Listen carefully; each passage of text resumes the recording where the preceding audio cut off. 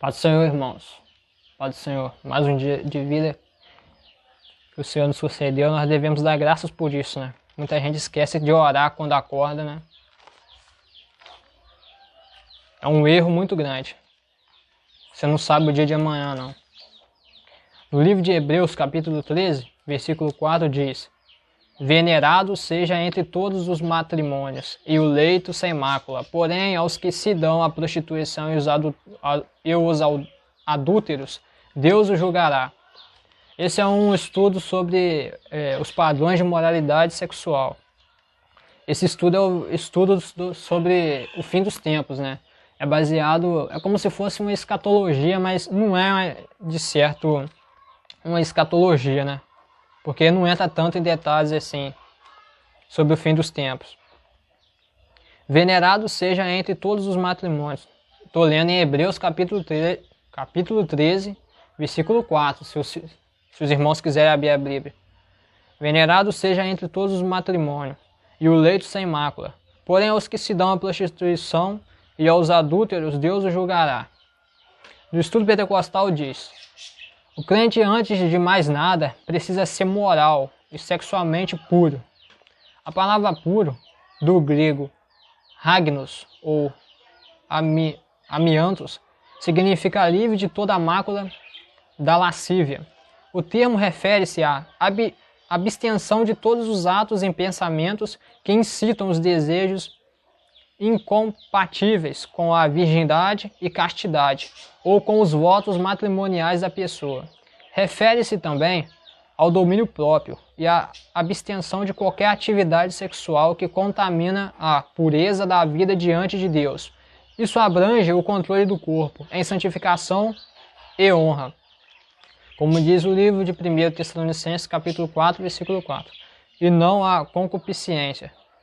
Este ensino das Escrituras é tanto para os solteiros como para os casados. No tocante ao ensino bíblico sobre a moral sexual, vejamos o seguinte: a intimidade sexual é limitada ao matrimônio. Somente nesta condição ela é aceita e abençoada por Deus. E aqui tem algumas citações bíblicas, né, que não convém eu falar, porque é muita citação bíblica. Mediante o casamento, marido e mulher tornam-se uma só carne, segundo a vontade de Deus. Os prazeres físicos e emocionais normais decorrentes do relacionamento conjugal fiel são ordenados por Deus e por Ele honrados. O adultério, a fornicação, o homossexualismo, os desejos impuros e as paixões degradantes são pecados graves aos olhos de Deus, por serem transgressões da lei do amor. Êxodo, capítulo 20, versículo 14. A profanação do relacionamento conjugal. Tais pecados são severamente condenados nas Escrituras e colocam o culpado fora do reino de Deus. A imoralidade e a impureza sexual não somente inclui o ato sexual ilícito, mas também qualquer prática sexual com outra pessoa, que não seja seu cônjuge. Não há quem ensine, em nossos dias, que qualquer intimidade sexual entre jovens e adultos solteiros, tendo eles mútuo compromisso e aceitável, uma vez que não haja ato sexual completo, tal ensino peca contra a santidade de Deus e o padrão bíblico da pureza. Deus proíbe explicitamente descobrir a nudez ou ver a nudez de qualquer pessoa, a não ser entre marido e mulher legalmente casados. O crente deve ter autocontrole e abster-se de toda e qualquer prática sexual antes do casamento.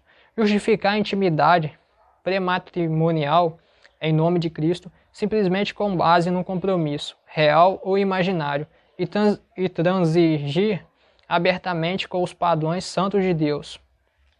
Pois do casamento. A vida íntima deve limitar-se ao cônjuge. A Bíblia cita a temperança como um aspecto do fruto do Espírito no crente.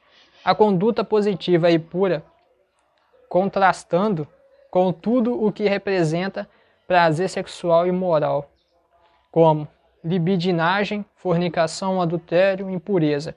Nossa dedicação a vontade de Deus pela fé, abre o caminho para recebermos a bênção do domínio próprio, temperança. Termos bíblicos descritivos da imoralidade é que revelam a extensão desse mal. Fornicação, do grego porneia, descreve uma ampla variedade de práticas sexuais pré- ou extramaritais. Tudo que significa intimidade e carícia fora do casamento é claramente transgressão dos padrões morais de Deus para seu povo. A lascívia denota a ausência de princípios morais, principalmente o relaxamento pelo domínio próprio que leva à conduta virtuosa. Isso inclui a inclinação à tolerância quanto a paixões pecaminosas ou ao seu estímulo, e deste modo a pessoa torna-se partícipe de uma conduta antibíblica. Enganar, aproveitar-se de uma pessoa ou explorá-la.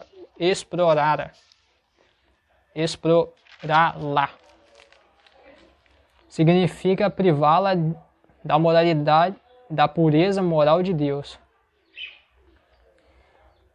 Pretendeu para essa pessoa, para a satisfação de desejos egoístas, despertar noutra pessoa estímulos sexuais que não possam ser correta e legitimamente satisfeitos.